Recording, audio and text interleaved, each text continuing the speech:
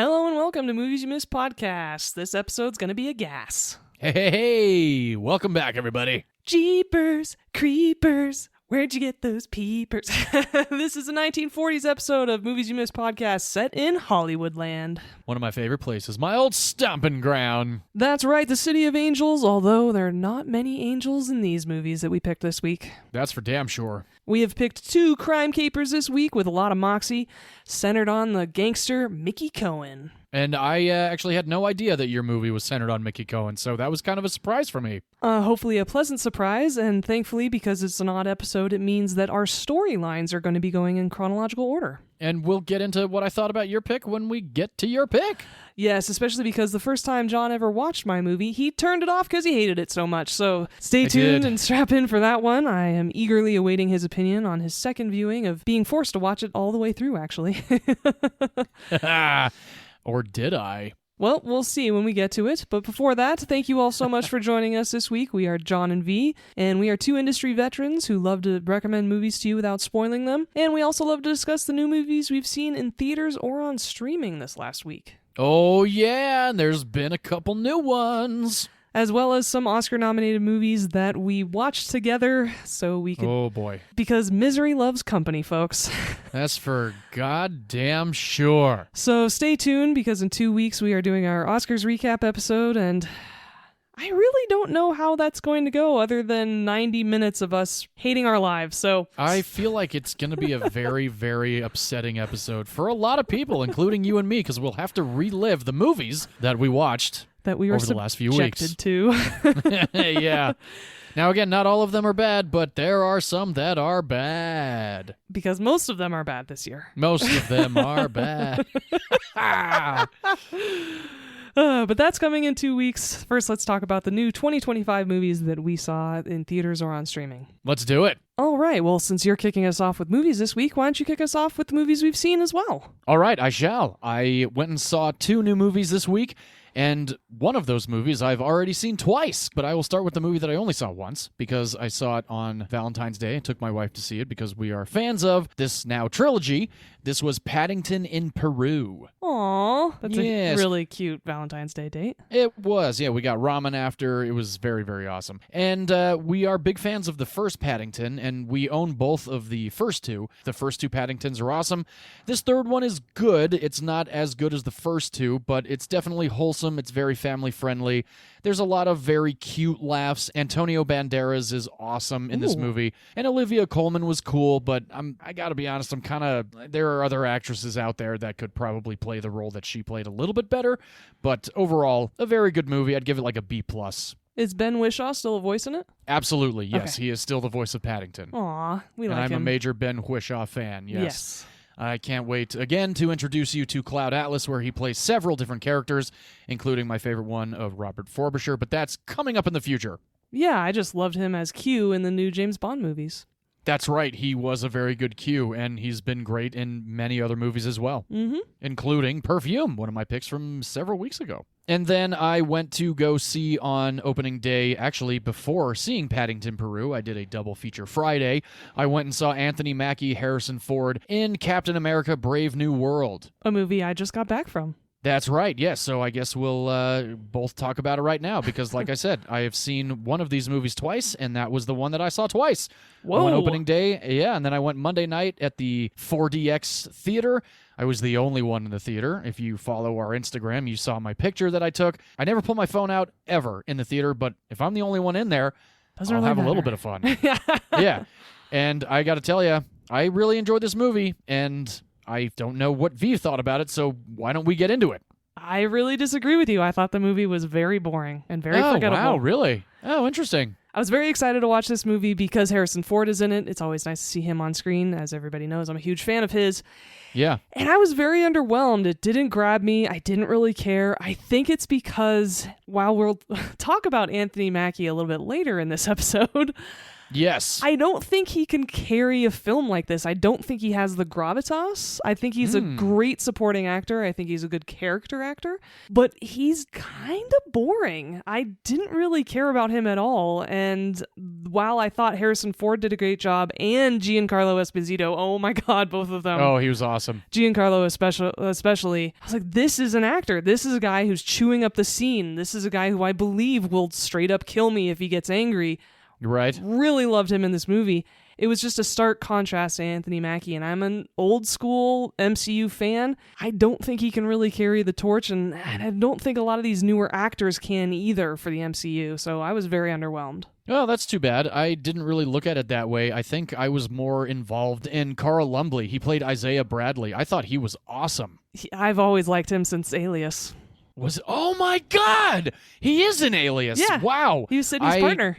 That's right. Holy shit. I did not put any of that together. I really liked his character. I really liked, and our audience knows this about me, I'm really not a Marvel nitpicker. I really like this movie because it's got a little bit of Jack Ryan and it's got a whole lot of Manchurian Candidate. And I thought all of that was really cool. I thought Tim Blake Nelson was pretty awesome. I had a good time with it. I didn't go in expecting anything, and I think that's probably why I had such a good time. I didn't go in expecting anything either, but I think maybe one of the problems is I'm not as invested in the MCU anymore, and so all of that exposition in the beginning of telling the audience exactly what's going on, I was playing catch up as well. And so when there are a couple of characters who come out, I'm being introduced to them the first time, so I'm not as invested in the storyline. I think that also is a problem. I gotcha. Yeah, I can understand that. And as a standalone movie, if this were not part of the timeline of MCU, I probably would have enjoyed it just as much as I did. And I only saw it twice because I really wanted to see it 4DX, and the 4DX experience was great.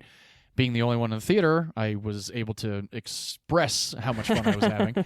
It's not a movie that I'm going to likely own in the future. I just had a good time with it. And like you said, it's very forgettable, and I probably will forget about it in the next few weeks. All right. And V, I think you watched another movie, if I'm not mistaken? Yes, I did see another movie on your insistence, and thank you so much for recommending it to me, because I probably would have flown under my radar otherwise. I went and saw Hard Eyes.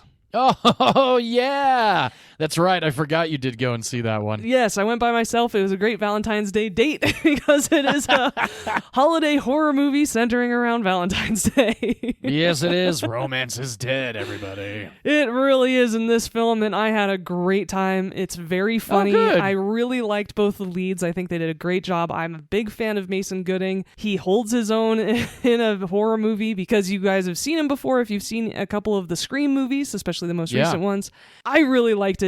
There were a couple of scenes that I thought were a little over the top and a little stupid. I like when she throws up, I was like, this is dumb.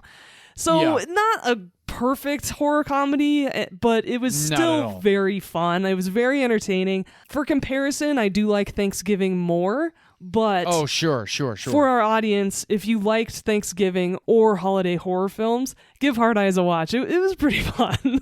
It was, yeah. Hard Eyes was great. Some of the kills are very brutal, especially at the drive-in theater, and I'm sure you loved the fact that the drive-in theater, they were watching His Girl Friday. I certainly did. All right. Well, good. I'm glad you enjoyed it. I had a good time with it, too. I almost went and saw that again yesterday, but I went and saw Sonic the Hedgehog 3 for a second time, so I will likely see Hard Eyes one more time before it's out of theaters, I think. It's a good time. It is. And those are the new movies we saw this week. Yes, they are. Now, discussing this week's theme of 1940s crime Los Angeles, I've always really loved this time period. I like how it's depicted. I love the clothing. The guns are really cool, too. And 1911s, the pistols that a lot of the cops use in these movies that we saw this week were very prevalent back in those days because 1911s were really popular in World War I and World War II. Ah, okay. I was kind of getting a little confused. Sorry. I get it now. No, it's okay. I'm just not a gun guy. As much as I like shooting them, I don't know any names. But a friend of mine has a dog named Winchester. And I was like, oh, cool. So you named your dog after Shaun of the Dead. And she looked at me like I was out of my fucking mind. And she was like, what do you mean? I was like, well, they all go to the Winchester in Shaun of the Dead. She goes, I don't even know what Shaun of the Dead is. I was like, what? She goes, yeah, the Winchester's a gun. I was like, oh. That just shows my ignorance on the names of guns. The first thing I thought of when you said the kid's name was Winchester was the show Supernatural, because they're called, the boys are the Winchesters. That's their last name.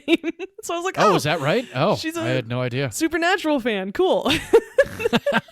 Nope. So not only are 1911s used in both of our movies, actually, but so are a whole hell of a lot of other guns. There is a lot of gunplay in our movies. There's a lot of crime. There's a lot of investigations, and there's a lot of depictions of the LAPD back in the 40s. So I think it's about time to dive in. I'm really excited about this episode because not only was I thrilled to be able to force you to give my pick another chance, but also I think your pick this week really highlights the purpose of this podcast, which is introducing criminally underrated films, pun intended, I guess, to our audience, and I think yours fits the bill completely, so why don't we dive in? All right, I think we shall, and I completely agree with you. I saw this movie in theaters with my buddies. We went opening night, and I remember us just hooting and hollering watching this movie, and not because the cast is pretty spot on and fantastic, but it's just a badass crime caper, and you know, V, you said that earlier. This movie of mine, I will get to the name in just a second, really, really reminds me of the video game that my wife and I actually just beat last summer called L.A. Noire. Yes, and agreed. That is, I had never played that game up until about 8 years ago. I remember we bought it at GameStop, but it was such a great game. It really brought you into the world of crime in the 40s. You had to do all these investigations, read newspaper articles, interrogate people. So let me just tell you what movie I picked this week. I chose a movie from 2013. This film is written by Will Beall. This book is based off of true life from Paul Lieberman. This film is directed by Ruben Fleischer. If you don't know him by name, he is going to be the director of V, one of your future picks of Zombieland. That's right. This film stars Josh Brolin, Ryan Gosling, Emma Stone, Anthony Mackie, Michael Pena, Giovanna Ribisi, Sean Penn, and Robert Patrick, and a whole handful of other fantastically badass actors and actresses in this movie. This is Gangster Squad. Yes. I have not seen this movie in quite some time. I watched it again in theaters opening weekend. I think I saw it a few years after that, and very recently found the Blu-ray for $2 at a bookstore. And having this movie on my list, I really felt the need to just own it because I remember really liking it. But in a weird way, this was one of those movies that I really loved right off the bat, and I loved it the second time. And then as time went on and I talked to a lot of other people about it, I kind of got a little bit of shit for it. Like, people were like, no, that movie fucking sucks. It's people really not a good movie. Mm-hmm. Yeah, they really do. And I got to be honest, you're wrong if you hate this movie. Yes, I agree. Just like V is wrong about Interstellar and Dumb and Dumber and so many other of my past picks. Just had to slide that in there. Absolutely. Yes, I did. It is. It's definitely a lot of fun. Great movie. Let's jump into a little bit of the story. Set in 1949 Los Angeles, this movie is centered on the gangster Mickey Cohen. Mickey Cohen is played by Sean Penn. Oh, and God, good God, he's so badass as Mickey Cohen. And, you know, we love to hate the bad guys here at Movies You Miss Podcast, and I fucking love Mickey Cohen in this movie. He is so fucking awesome. He really is. I love the makeup. I love the prosthetics. They don't distract you at all. They look completely natural. He is so hardcore in this movie. He is one of my favorite gangster villains I've ever seen. Sean Penn's portrayal of this should be talked about more often. I completely agree. Yeah, absolutely. We've talked about Sean Penn before with my pick of Mystic River several episodes ago where he won the Oscar, and I think that entire episode was pretty much us just gushing about the fact that Sean Penn was just so incredible in Mystic River, on top of everybody else included. But going back to Gangster Squad, he plays Mickey Cohen. Basically, I'm not going to get too much into the plot of this movie because there's a lot that goes on in this movie. This movie's almost 2 hours long. Does not feel that way at all. No, it definitely does not. It moves right along. I got to tell you, Ruben Fleischer did a really good job with this movie. And not only because the movie's badass, but Ruben Fleischer actually comes from TV mostly. He did direct the first Venom installment. I don't know if he did the second one or not. Hope not. But I'm not entirely sure. I did see Zombieland Double Tap, which was an all-right sequel. I had the pleasure of working with Ruben Fleischer on a pilot that actually never made it to air that was written by Bill Lawrence. He also directed a movie that V, you gave me some shit for liking. He directed Uncharted. Yeah, that's because you never played the video game. Yes, I know. I am aware. I know. And he also did a movie called 30 Minutes or Less with Jesse Eisenberg, Nick Swartzen, and Danny McBride. That movie's actually very entertaining. It is, yeah. I like Ruben Fleischer. He makes really good comedies that are a little more action-oriented. I mean, Zombieland is one of my all-time favorite horror comedies. Oh, yeah. Absolutely fantastic film. Definitely I can't gonna be wait to on do our- it on this one. Yeah, we're going to fight over that one, I think. No, I think it's yours, and I'm doing Shaun of the Dead. Oh, fantastic. Oh, I'm so glad I don't have to fight you for it. Thank you. I appreciate you. Yeah, we discussed that one about That's a year right. ago. That's so right. yeah, it makes sense coming that up. you wouldn't remember. That's all good. So early on in this movie, after we're introduced to Mickey Cohen and a little bit of his, ruthless bloodletting and gangster-style action, we are introduced to Sergeant John O'Mara, played by Josh Brolin. He's an ex-World War II soldier. He's just again, Hot. badass. He is kind of fucking handsome in this movie for sure. He's super chiseled up. His hair. Way before, of course, he became Thanos and got all purple and, had that crazy chin. Before he played Cable in Deadpool 2. That's right. Yeah, Cable in Deadpool 2. I really liked him in Deadpool 2. Mm-hmm, me too. I know a lot of people have a problem with Deadpool 2. I like Deadpool I'm 2. a really big fan of Josh Brolin and just about everything he's in. There you go. Of course, we have to mention him as Kay in Men in Black 3, an absolutely incredible turn for a young Tommy Lee Jones. You put them standing next to each other, it's almost uncanny. It really is, and he's also in a movie called Only the Brave. It's very underrated, and it's going to be on my list in the future, too. That's right. We discussed that one. I remember saying I liked Ladder 49 over that one, and you gave me a little bit of shit for that one. Rightly so. Yeah, well, I liked Ladder 49. I liked Only the Brave, too. I did not like it. I thought it was pretty good. But anyway, John O'Mara is a sergeant in the LAPD. He's an ex-World War II soldier. He's married. He's got a kid on the way. And I'm going to let John O'Mara's wife tell you a little bit more about who he is. What happened this time? It was just some pimp. He was gonna put the hurt on this poor girl. Didn't know any better. She looked a little like you. I mean, not nearly as pretty, but... Smooth talk isn't your line, Sarge. Look, I don't mind living like a mom and pop kettle. I don't need a new pair of shoes every week. I married an honest cop. You're kind, you don't talk too much. You're a demon in the sack. But I don't need a hero, Sarge. I need a husband. So you do not have permission to go belly flop on a grenade. Not when we're expecting company. Do you read me? Yeah.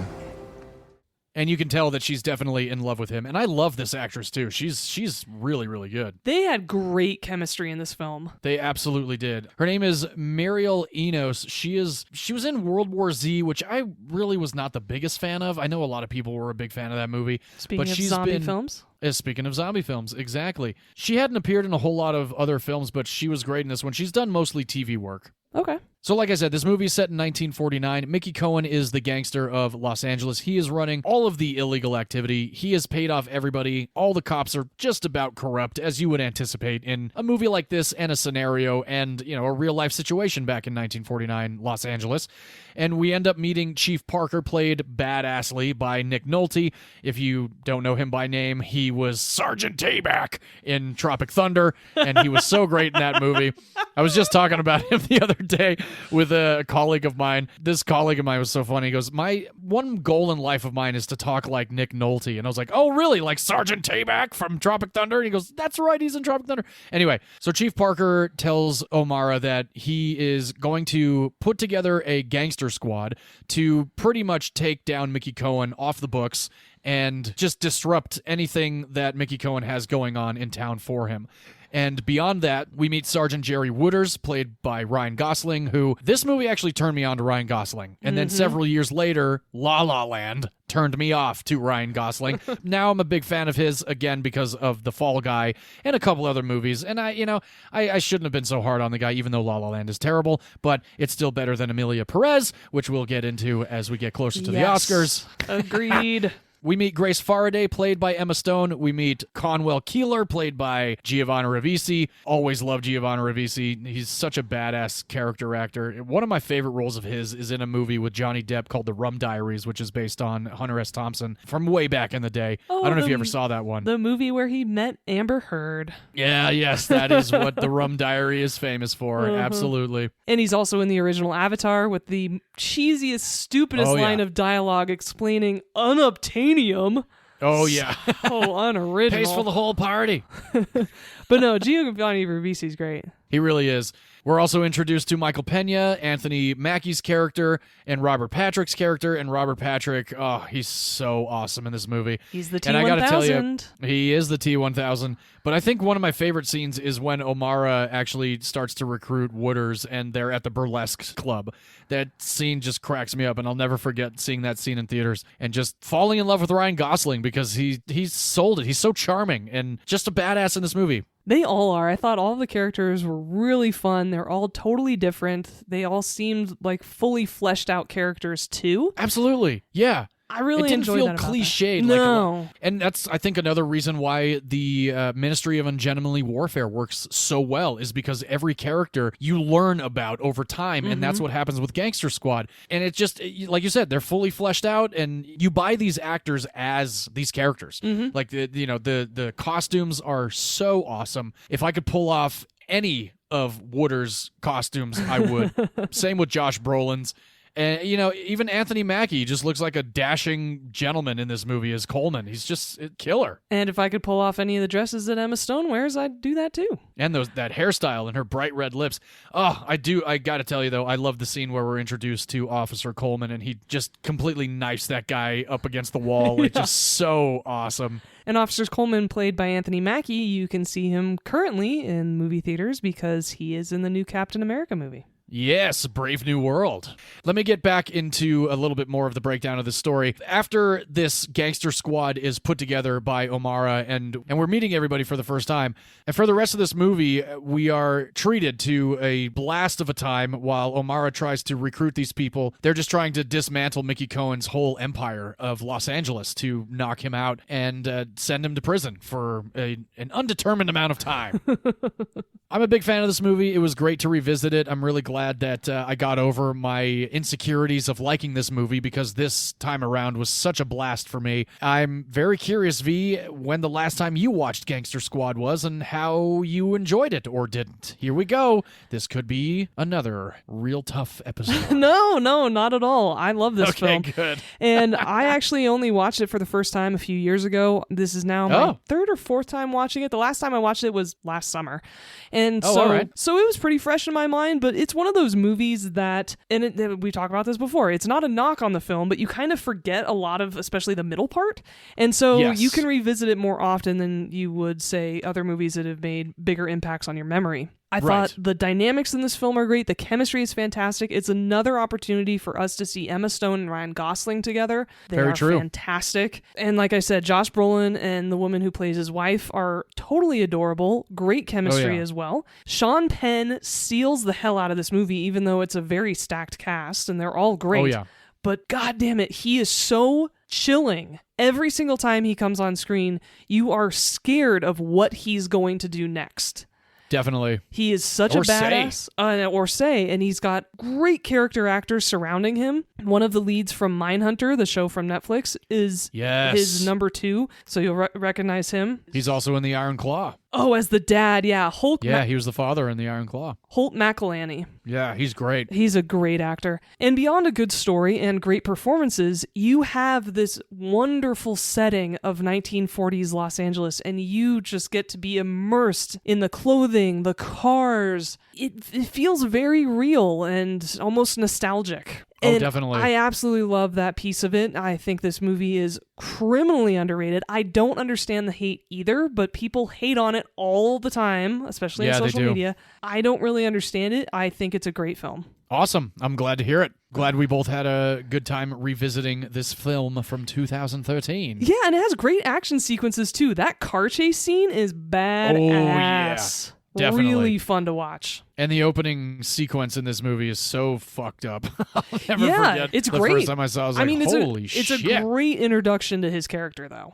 It definitely is. Yeah, 100% agree. And the scene in Chinatown is really intense. You're on the edge of your seat for that as well. And you really aren't sure where exactly this movie's going to go and how everyone's going to end up. So it definitely keeps your attention. It's a really well put together film. I am glad to hear all of that, and I completely agree.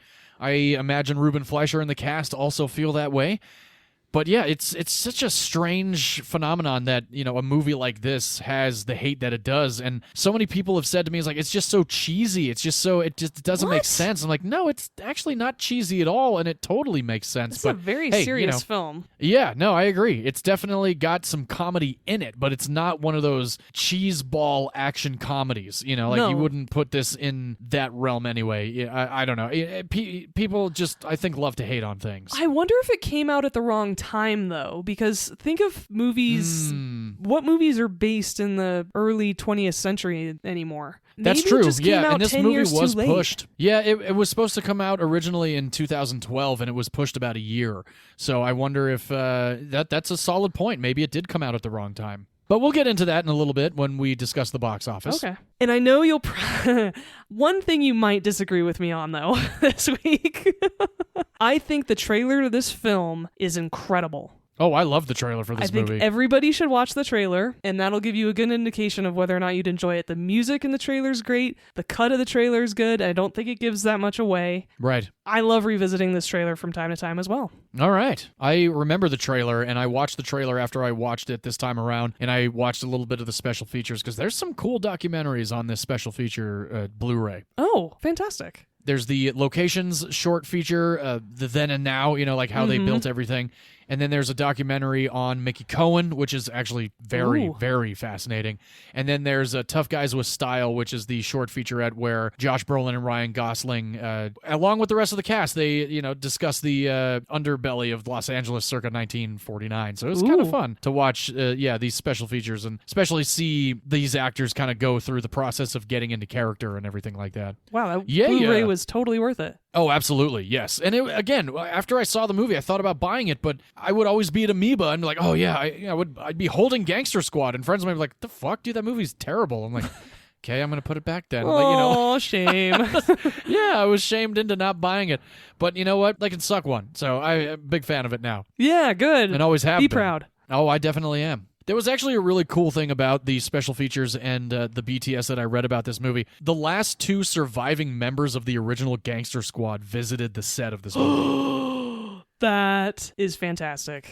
So awesome. Could you imagine being on set, even as just a PA, and hey, so we have some guests coming in. You find out who they are, and you're like, oh shit, you were there in 1949. Wow. Yeah, pretty badass. I don't know who they were. They didn't and actually we won't spoil drop it. the names. Well, I don't have anything to spoil because I never got the names of the people. But I feel like now they may not be surviving anymore. I don't know. It was Maybe 11, 12 years wasn't ago. that long No. ago. No, but they were World War II veterans in 49, so they were born way Exactly. before that. So Yeah, unfortunately, they might they're be probably passed. unfortunately gone by now. Yeah. If not, come on down. Yeah.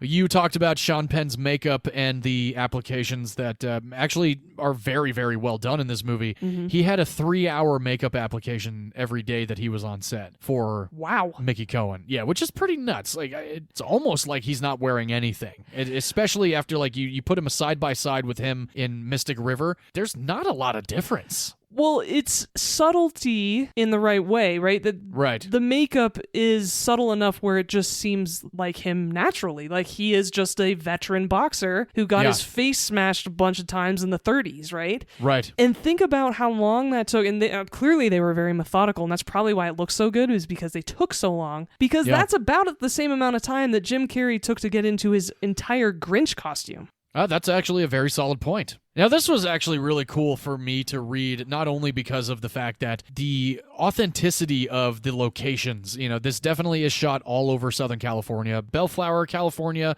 Los Angeles, Hollywood, East Hollywood, etc. The nightclub sequences that they shot for this movie was actually in an old furniture store out in Bellflower, California.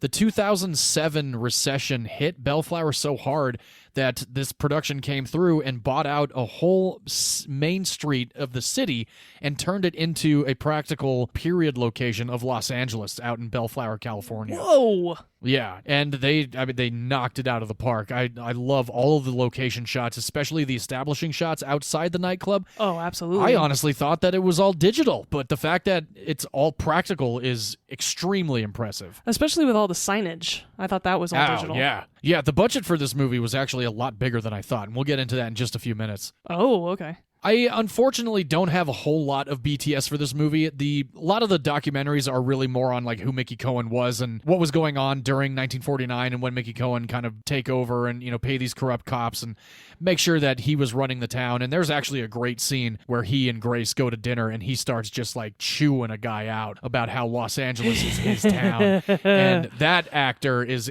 awesome. I love that guy. He's in The Big Lebowski and he's in a whole bunch of other movies. You could just see the fear in his eyes as Sean Penn, as Mickey Cohen, is just completely tearing him a new one. Now, as stacked as this cast is, there were definitely a lot of other actors that were in consideration for certain roles. For the Ryan Gosling role of Jeremy Wooders, Adam Brody, Joel Edgerton, Luke Evans, and Joseph Gordon-Levitt were all considered to play him. And I think JGL totally could have knocked that one out of the park. He's the one I thought of, too. From that whole list, it would be Joseph Gordon-Levitt. Definitely. Because he's so earnest, right? And yeah. Oh, yeah, he would have been so good in that part, and I would love to see him in 1940s suits. Absolutely, yes.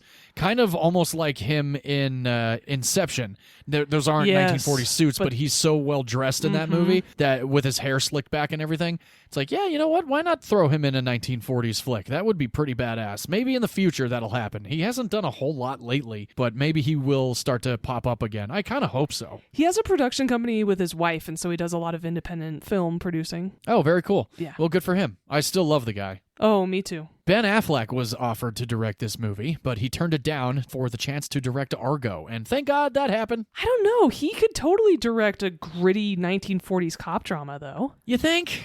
Yeah, think about Gone Baby Gone, and he directs some dark movies. I could see it. I guess that's true. Yeah, I kind of went more on the fact that Argo was just so boring. What about The Town? He directs that's true. I do love The Town. Thrillers. Yeah, The Town is pretty badass. Yeah. Okay, all right. Yeah. Okay, but let's I wouldn't see want a him starring in pseudo-universe. it. That's the problem. No. Yeah, that's exactly. He could have probably... He probably would have cast himself in the Brolin role. Exactly. Yeah, that would have been a bit too much. I agree. Amanda Seyfried, Lily Collins, and Emmy Rossum were also up for the role of Grace that ultimately went to Emma Stone, and I think the only one out of all of them would have been Emmy Rossum. But I've never really seen her as an actress. I ended up working with her a little bit on Shameless. I think it was season 9 that I did. She's very sweet, very nice, but I've never seen the show, and I just hate The Phantom of the Opera, so I just don't know if I could see her in a role like that. Amanda Seyfried, if they dyed her hair red, maybe. Look. But No. I don't think she does either.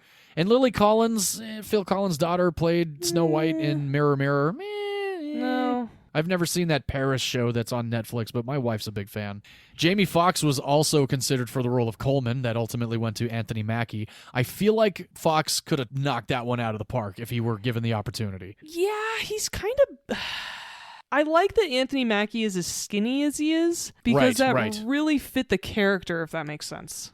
No, it absolutely does. Yeah, and Jamie Foxx is a little bit more bulky, and I feel like he would have totally gone the route of like, let me bulk up for this role, you know. And again, we love Jamie Foxx here. Big fans of Back in Action. Huge fans of Jamie. I'm a huge fan of Jamie Foxx, yeah.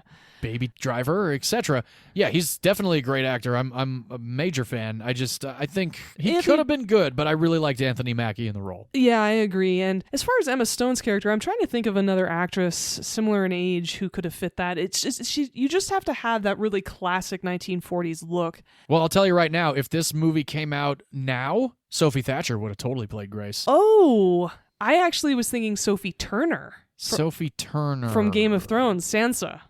Oh, ooh. Blonde curls. Right. Yeah. I could see that one too. Yeah, for sure. Scarlett Johansson could have actually pulled it off, I think, if you curl her hair. She totally could have. Yeah. Yeah. Yeah. Maybe even Lily James. Lily James could do a little bit of that too. Yeah, especially if she was a blonde in that movie. Pseudo-universe. Yes. Maybe one day. Exactly. It's all happening all at once anyway, so, that universe is alive and well out there. We have our own multiverse of madness on this show. Yeah, we do. Now, the two actors that were up for Connie O'Mara, these two, I feel like one would have definitely been better than the other, but I think both of them could have done a great job, and I'm still glad that they went with Muriel.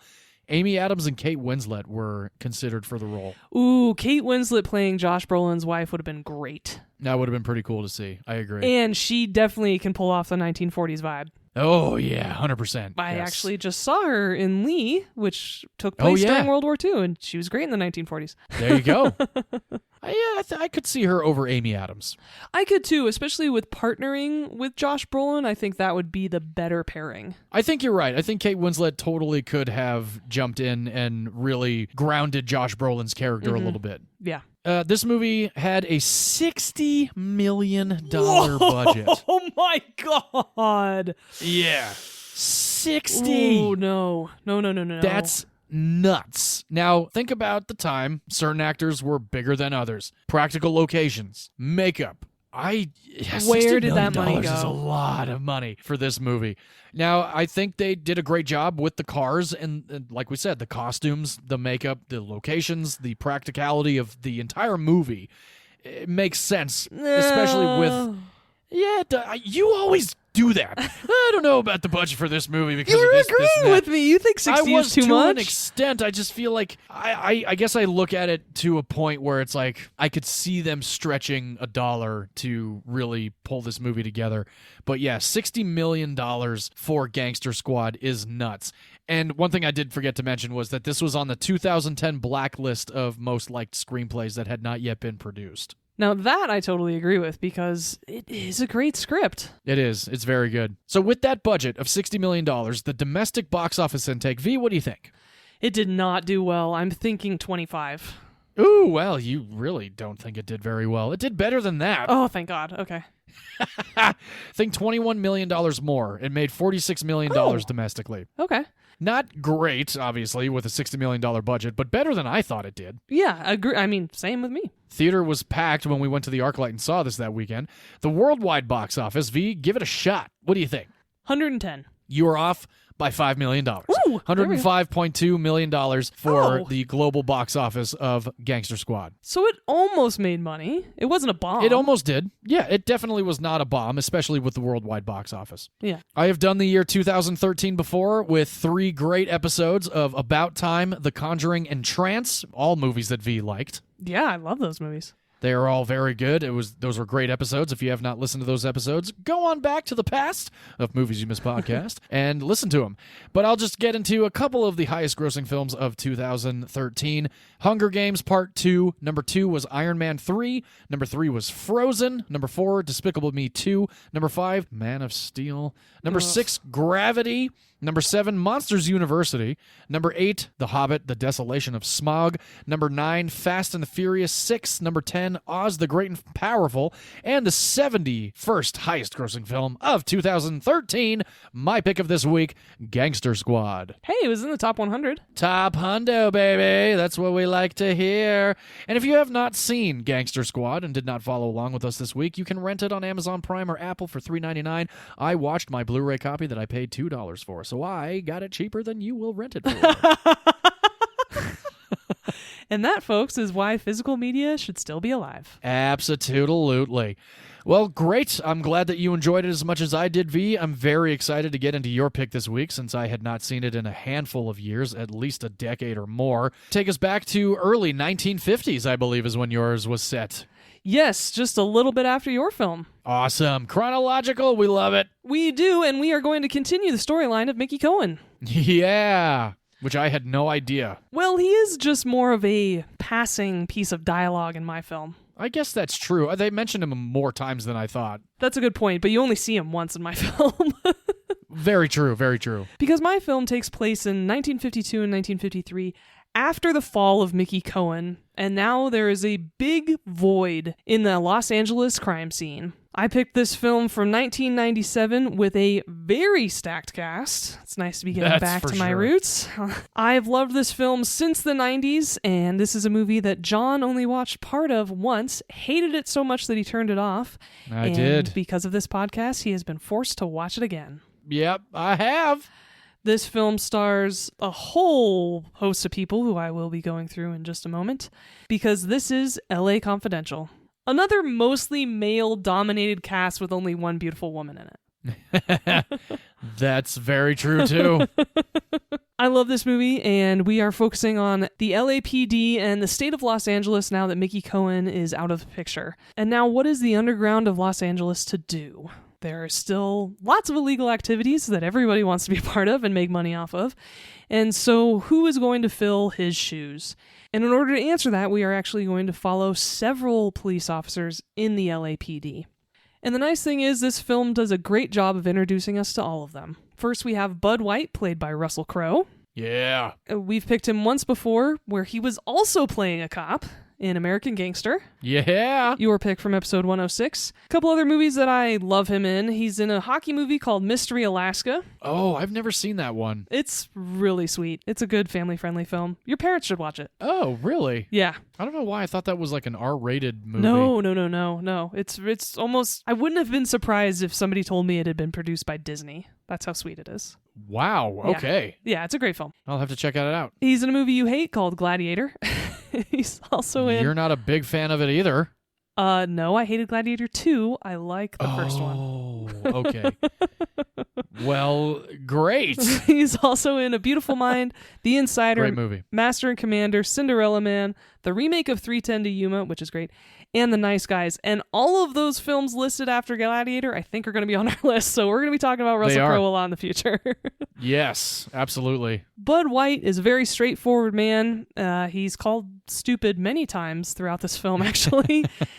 And I don't want to say blockhead because that's a wrong descriptor, but he's just very one-dimensional. And I mean that in a good way, not that Russell Crowe didn't do him justice, just that he's a very straightforward man. He likes what he likes, he hates what he hates, and stay out of his way because he's got a temper.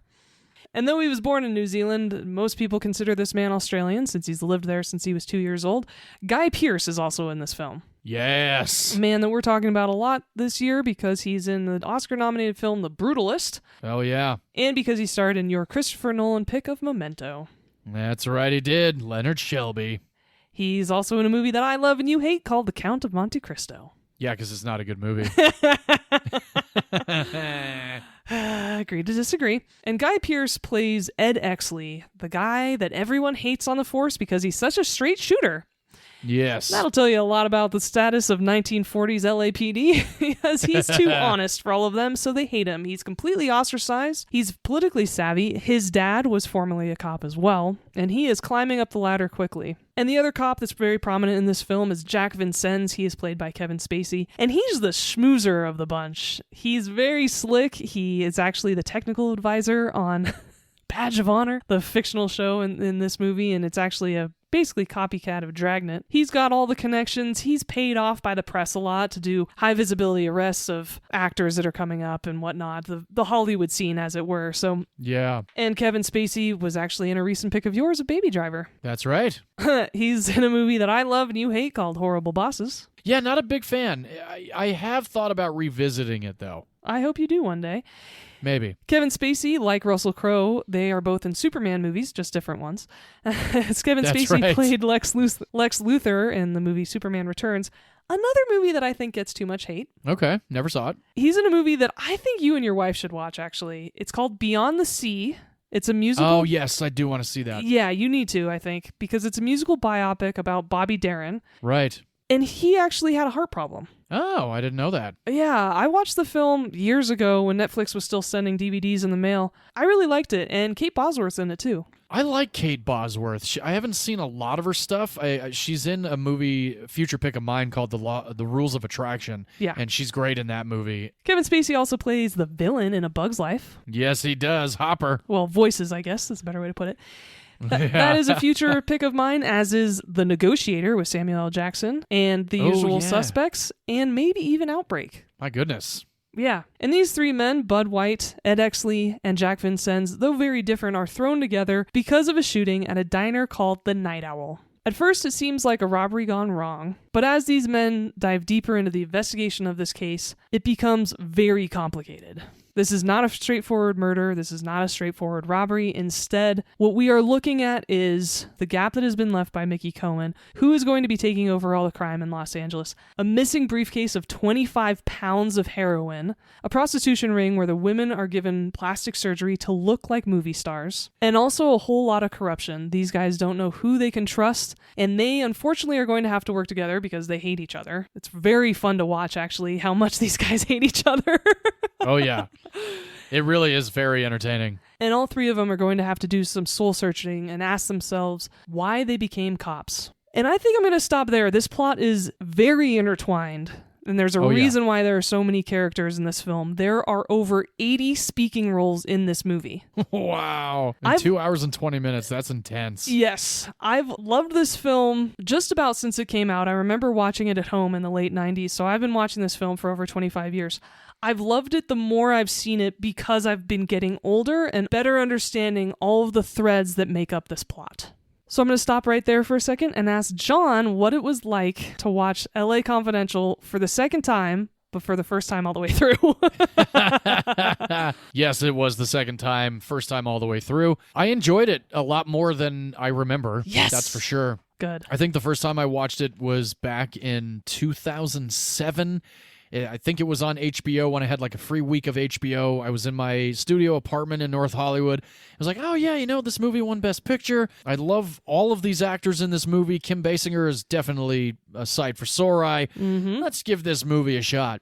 I was about 45 minutes in, and I looked at my watch so many times. I was like, all right, I'm done. It wasn't that I didn't like movies like this back then. I just, for whatever reason, it was not grabbing my attention.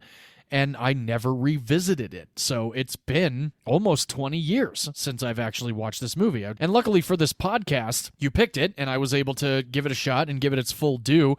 And I really was into it for the entirety of the movie, but I really got into it about 25 minutes in, especially when the whole brawl happens in the jailhouse. And the reporters are there, and they're taking pictures. And Danny DeVito in this movie, so awesome.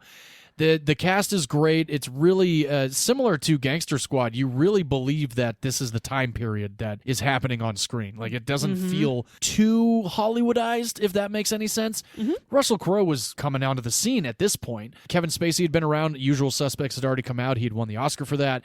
And Kim Basinger was in Wayne's World too. So, and we have Batman. All of that happening. Oh, well, I have not seen the Tim Burton Batman in 25, 30 years? It's been a very long time. You know that Kim Basinger was a Bond girl? No. She was in Never Say Never Again with Sean Connery. Wow. No kidding. It's a terrible film.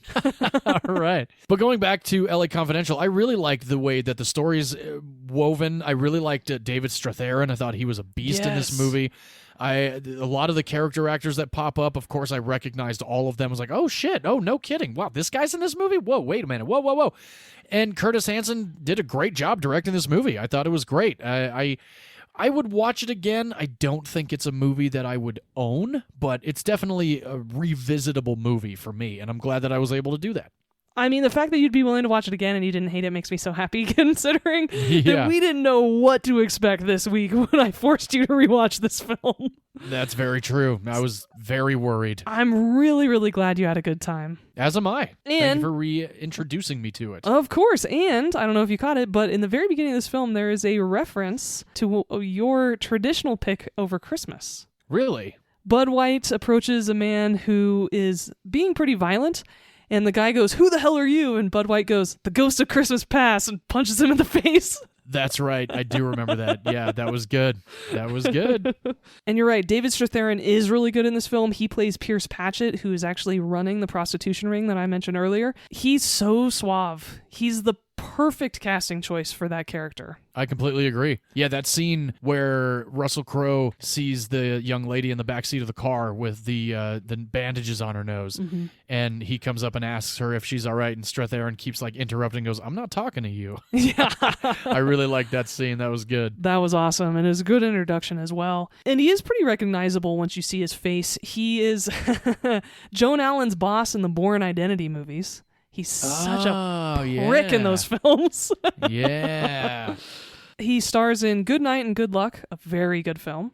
Very good movie. But I think his most famous work is in A League of Their Own. David Strathairn is in A League of Their Own? Yeah, he plays opposite Gary Marshall, the owner of, he's the guy that's running baseball. And David Strathairn is the guy, Ira Lowenstein, who has the idea of all the women playing baseball. And then when they want to shut it down, David Strathairn's character is the one who says, no, you can't just shut them down. And he actually fights to keep the league going. So oh, cool.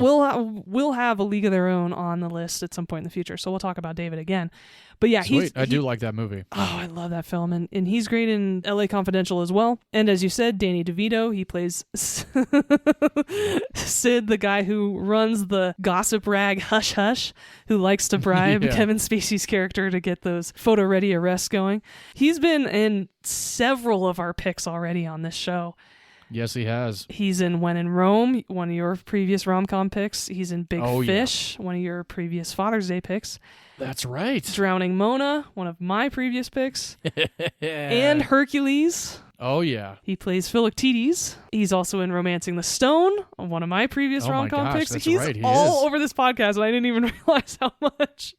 And he will be again in the future because he's also in Ruthless People, Batman Returns, Get Shorty, and Matilda. All future picks. Yeah. All right, Danny DeVito. Yeah. And the two last actors that I want to mention are first James Cromwell, who plays Captain Dudley Smith, the captain and boss of all of these cops. He's so good in this film. He is awesome. You and I were introduced to him because he starred in Babe. That's correct. But we've talked about him on this podcast because he is Zefram Cochrane in Star Trek First Contact. Hell yeah. Your pick from episode 126. And also Space Cowboys. Yes. He's also in... He's great. Yeah. And he also played a judge in one of my favorite movies from last year, Rebel Ridge. Oh, yeah, that's right. Yeah, you put that on one of your lists for the recap of 2024. Yeah, so he's still working and he's still doing a great job. And he's so good in this film, like you said. He's very good. And the last person I want to talk about is the man who plays D.A. Lowe, Ron Rifkin. He's so good as D.A. Lowe. That scene with both Ed Exley and Bud White together interviewing him is so fun. And you'll probably recognize Ron Rifkin because he was in the show Alias for the whole run of it, actually. Yeah. He plays Sloane. He was Sloane. He's so good in that show, too. He's a great actor. He is very good all the time. And a film this interconnected, with a plotline this intertwined, can only be successful if it's written well. And that happened to LA Confidential because A, it's based on a book written by James Ellroy. Oh, sweet. A couple of other James Ellroy books have been turned into movies. First of all, Dark Blue with Kurt Russell in it. Street Kings starring Keanu Reeves was also based on one of his books. And, oh, wow. most famously, The Black Dahlia. Oh, boy. That movie sucks ass, but the book is quite good. James Ellroy is a fantastic LA crime writer. Oh, I'll have to check that out. I actually read a great book years ago called Severed, which was about the Black Dahlia murder. Oh. It was an insane book. I burned through it in probably 4 days. Like, I could not put the thing down. Jesus, okay. Yeah. And one of the men who adapted the book into a film was our good friend, I mean, not really, but we're big fans of him, Brian Helgeland. Oh, yeah. Brian Helgeland is a writer and director, but for this movie, because he was the screenwriter, I'm going to talk about his writing credits. He wrote Legend, the movie starring Tom Cruise, that is on my list in the future. Oh, yeah. I just watched that with my wife not too long ago. That's right. For the first time, right? First time. Yeah. He also wrote 42, starring Chadwick Boseman, about Jackie Robinson. And he's written several of our previous picks because he wrote Man on Fire, Mystic River, and A Knight's Tale. Hell yeah. Great writer. He is. He also wrote Payback, starring Mel Gibson, which is a future pick of mine, too. Oh, nice. And he worked on this script for 2 years with the director of this movie, Curtis Hanson. Oh, wow. 2 years. Yes. And Curtis Hanson, if you don't recognize him, that's okay, but he is a great director. He also directed 8 Mile, actually starring Kim Basinger, which is funny. Oh, yeah. I never did see 8 Mile. The River Wild, that stars Meryl Streep and David Strathairn, actually. Oh, is David Strathairn in The River Wild? Isn't that Kevin Bacon, too? Yeah, he plays Meryl Streep's husband. Oh, wow. I saw that in high school during one of my film classes, and I remember not liking the movie. Yeah, it's a fun, lower budget 90s thriller. Like, it's not bad, but it's not great either. And Curtis Hanson also directed The Hand That Rocks the Cradle, which is a future pick of mine in October, because it's all right. really intense thriller. And one of my favorite lines of this movie is when Kim Basinger is talking to someone. She actually plays a sex worker who works for David Strathairn, and she's actually talking about the woman with the busted nose in the car that you had mentioned earlier. Yeah. And her line is, she came on a bus with dreams of Hollywood, and this is how they turned out. And not only do I think that's a very poignant line that's delivered very well by Kim Basinger, but I think it also hits home pretty hard for the two of us because Hollywood's really hard. It's a Hollywood really is a tough one. Difficult industry, and so many people come with dreams, and so few are able to fulfill them. It's very true, and there's a reason why there is the Boulevard of Broken Dreams. And just like your film, there's some really good chemistry in this movie because, as you guys all just heard, it's a very stacked cast, and Molly Finn was the casting director of this movie. She died in 2007 in Sonoma County, California, actually, and she was a fantastic casting director. She impressed Curtis Hanson so much for LA Confidential that she ended up casting 4 of his next 5 movies. Oh, awesome. She was also the casting director for my previous cop pick of The Untouchables. Oh, if she boy. had decided on someone other than Kevin Costner, John might have liked that film. I don't think so. But she was also the casting director on Terminator 2, True Lies, The Client, Batman Forever. Oh, damn. The First Mission Impossible, A Time to Kill, Titanic. Oh, snap. The Matrix, Return to Me. Whoa. The Girl Next Door. So many previous picks of ours. K-19. And the very last credit for Molly Finn as a casting director was Avatar. No way. She was fantastic. Wow, she was a good one. She really was. And my film, I think you'll agree, just like yours, feels so authentic. Oh, big time. This feels like early 1950s Los Angeles. And one of the reasons is because the cinematographer for this film was Dante Spinotti. I know that name. You certainly do, because he was also the cinematographer on The Last of the Mohicans, Heat, and The Insider. No shit. Yeah, he's a fantastic cinematographer, and because Curtis Hanson did not want the film to feel overly nostalgic, Dante Spinotti shot it like a contemporary film and instead used more modern lighting. That's why it felt fresh and it still feels kind of timeless. Yeah, that's awesome. Yeah. And Curtis Hanson told everyone, including the production designer, that they were to pay very close attention to period detail, but then put it all in the background. Because the star of this movie is the storyline and the characters. It is not LA.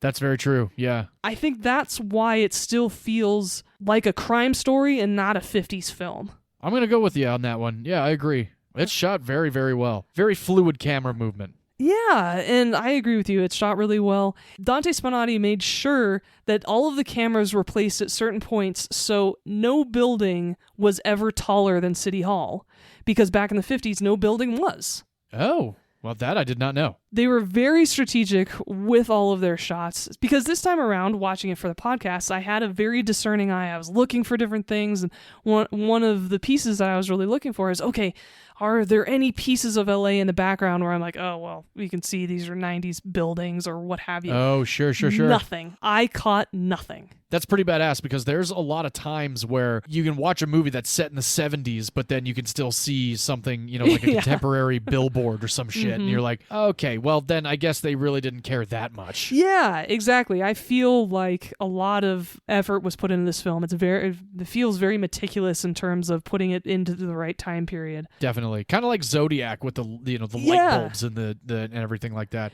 Yeah, and the costuming, the cars especially. Oh, yeah. All feel very period accurate. And I can't imagine how challenging it was, given this film used 45 different locations.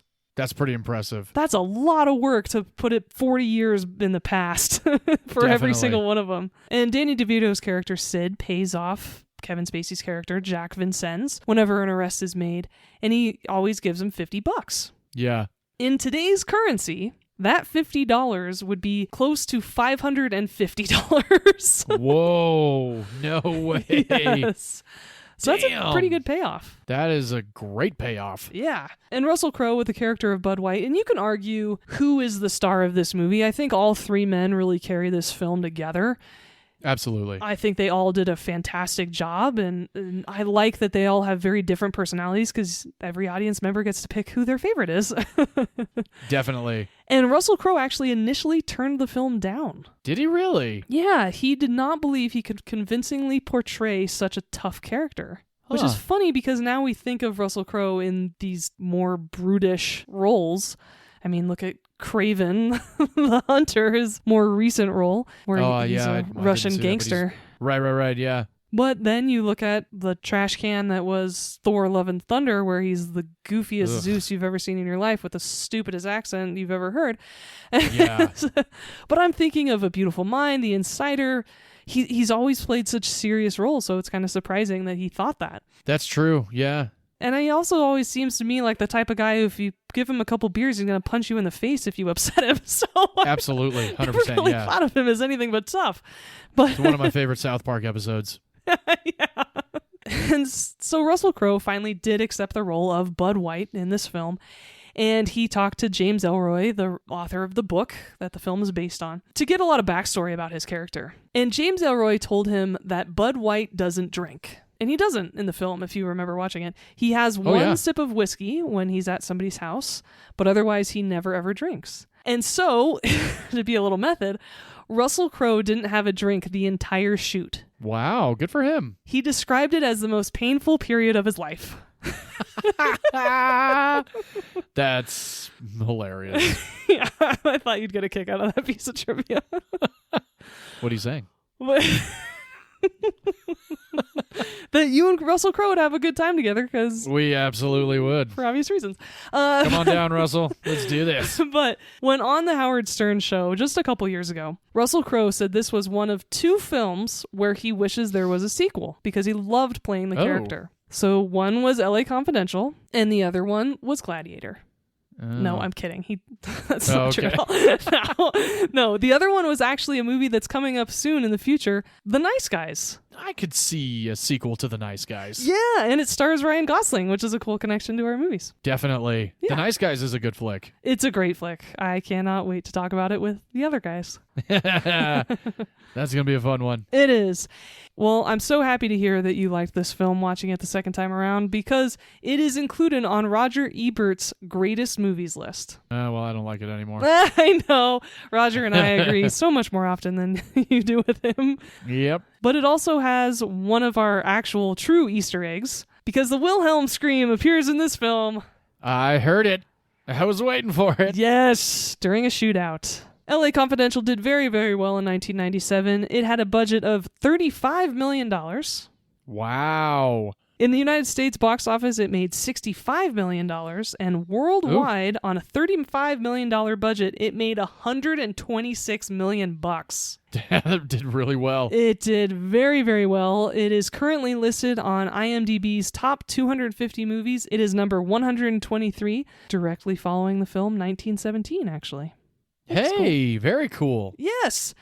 And not only was it popular in the box office with audiences, but it also was popular at the Oscars in 1998 because it was nominated for Best Score by Jerry Goldsmith, the man who also scored all of the Captain Picard Star Trek movies, my previous pick of The Mummy. Nice. Air Force One, Rudy, Alien, Total Recall, and Congo. Wow.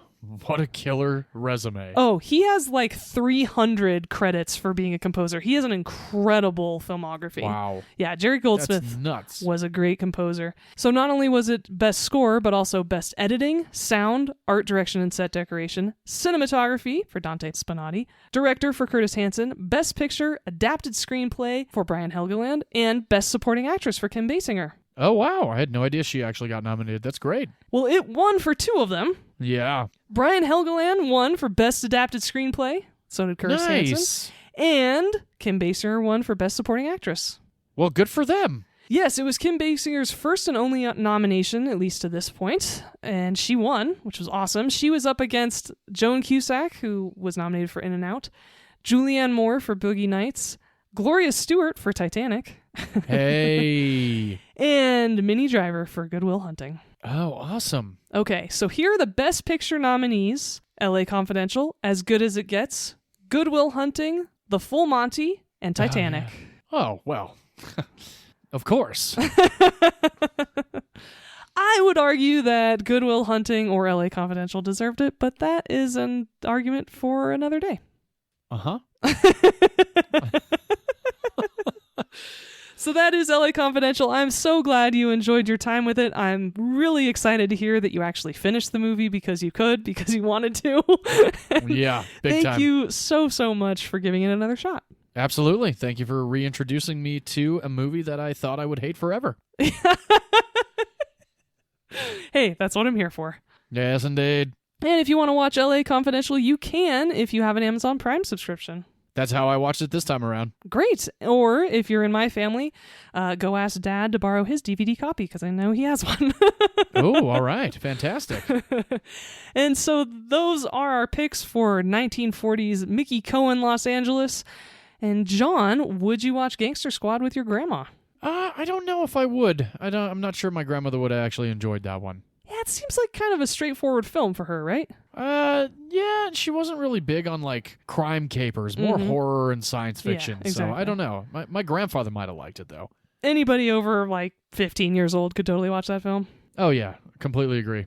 And V, would you watch LA Confidential with your grandmother? Hell yeah, I would have watched it with any of my grandmas. I think this is a great film, and there is some sex work in this movie, but there's no outright sex scenes in the film. I think a little bit older than your movie would be appropriate. Not too much older, though. I think just 16, 17 maybe.